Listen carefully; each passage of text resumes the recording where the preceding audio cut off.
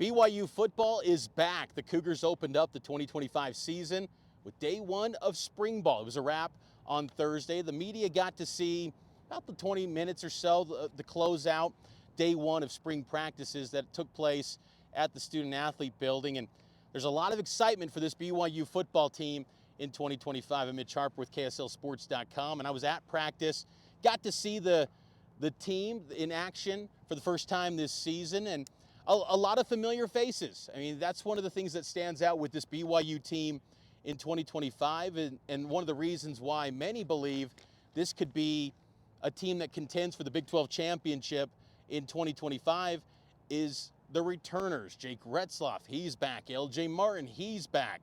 So much talent on the linebacker unit with Isaiah Glasker, Jack Kelly, Harrison Taggart.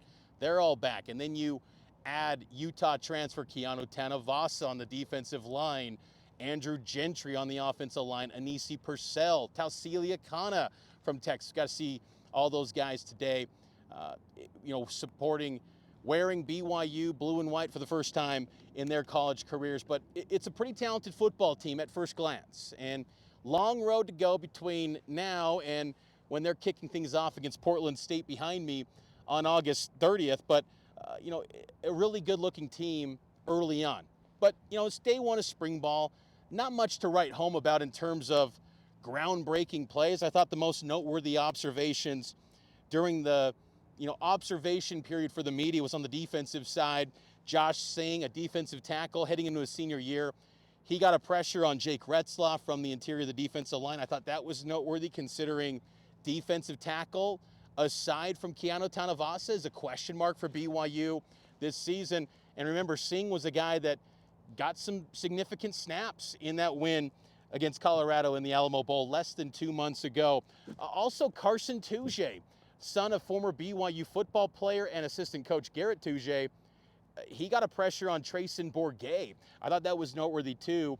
Toujay, he redshirted last season coming off a mission at defensive end. He slides into the interior at defensive tackle as well. So you got some, flashes, some moments from these D tackles, younger guys, and, the interior of the defensive line to add to the depth that goes along with Keanu Tanavasa, who's expected to be a leader of this BYU defense. Even Jay Hill has said he thinks Keanu Tanavasa could be one of the best defensive tackles, not only in the Big 12, but maybe college football this season. That according to Jay Hill last month.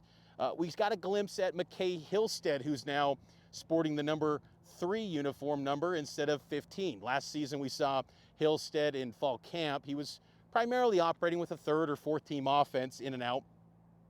This is his first full offseason with the BYU program. And one thing that stands out with McKay is his athleticism. Guy can run. And you saw that a handful of times during the media observation period today. I thought McKay Hillstead got out and ran, but we didn't see much that says, oh, wow, that guy has got the inside track on the number 2 job behind Jake Retzloff at the quarterback spot. We also saw Trayson Bourguet as well. BYU only carrying 3 quarterbacks on the roster in spring ball, which is something interesting. Last year, they had close to 10 this time a year ago. Some other notes and just quick glance observations, some of the new uniform numbers. I mentioned McKay Hillstead. He's now number 3. LJ Martin, star running back for the Cougars. He's now listed at number 4 instead of 27 for LJ Martin. Also, Keelan Marion, All-American return man, number 17 a year ago. Now he's listed at number 1. Trey Alexander, sophomore cornerback out of Georgia. He's number 1. Evan Johnson, number 0. And Tay Nakua, brother to Puka Nakua, he's number 0 as well. Speaking of Trey Alexander, the cornerback units in the team period, at least what looked like the first team defense for BYU, included Trey Alexander, Maury Bamba, and Jonathan Cabella at that nickel spot. Pretty talented cornerback group if that ends up being the starting trio for the Cougars. Obviously, BYU has to replace Jacob Robinson in that nickel spot. Talented cornerback, going to be a guy that I think is playing on Sundays here in the future. Mark Collins as well. They have to replace both of those guys.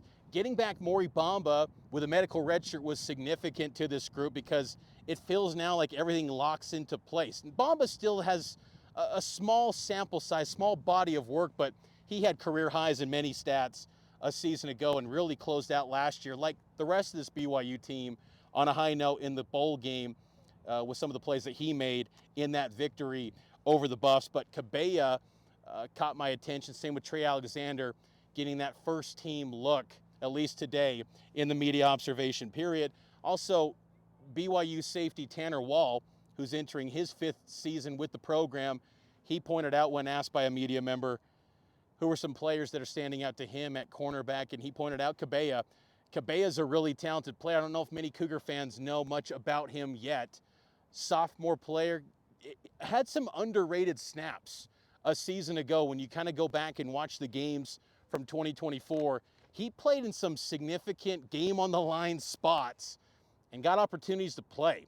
And he's going to have, I think, a great opportunity to be that nickel this season for BYU.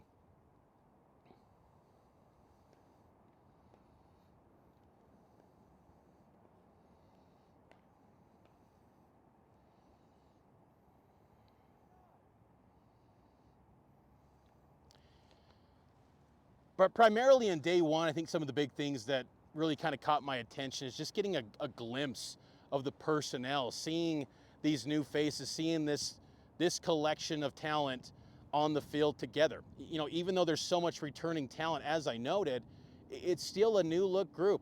They all have these new, chemistry and just all that nuance. It's all new. Every season is new, and it's a new challenge. And one guy that I think is going to take on a bigger role this year, JoJo Phillips. I got the chance to talk with the redshirt sophomore wide receiver, and he told me he's approaching every day in spring ball like it's a game day. He understands this is a big spring for him. Chase Roberts expected to be out as he continues to recover from a torn labrum injury that he suffered in the Alamo Bowl. So it's an opportunity for JoJo Phillips to show that he's next in line. And, in a perfect world, Chase Roberts, maybe Keelan Marion, Parker Kingston, maybe that's your top 3, maybe. But JoJo's got to be that next one in the pipeline for BYU. And if not, maybe a week 1 starter for the Cougars and Fesi Sitake's wide receiver unit. So JoJo Phillips understands this is a big spring for him. And he said that the chemistry between him and Jake Retzlaff's continued to improve. He noted that right after the Alamo Bowl, about a week after the game, they were back in the lab, him and Retzlaff and the wide receivers, getting work in to prepare for this season. And I think that's a sentiment, too, around this program right now, is that, yes, they won 11 games a season ago, but there's still this feeling of they left a lot on the table. There was a lot more to be had a season ago. They didn't reach the Big 12 championship game. They didn't, win a Big 12 title. They didn't crack into the playoff. Those are things that this program feels like they can maybe obtain. And, there's going to be a bigger spotlight on this group this season on the heels of an 11-win campaign. They're not going to come into next year preseason pick number 13 in the Big 12 this upcoming fall. So heightened expectations. Going to have more from Spring Ball Day 1 up on KSLSports.com. Roster breakdown, all the tidbits, news, and notes from Day 1 at Spring Ball. So go check that out on the KSL Sports app and KSLSports.com.